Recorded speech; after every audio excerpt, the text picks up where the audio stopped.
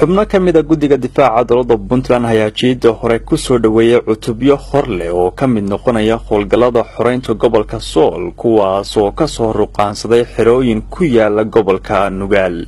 مسؤولين كترسن حكومة هي سراكيل عيدان هو ميل فقارع كل هاللي عيدامدان هيا شاقي إن حرين تقبل كسولا يستهي واجب دستوري أو صارن قف كستا هورير بنتلانا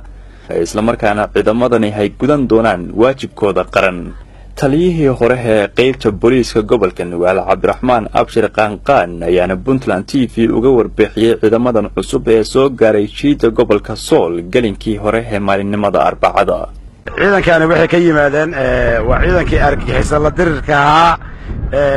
dalka difaaci jiray haddana waxay ku socdaan jiida hore Tukaraq oo looga baahday inay ka qayb qaataan insha Allah bidnillaahi kariim intii looga bartay in la midab ayaan rajaynaa haddana inay keenaan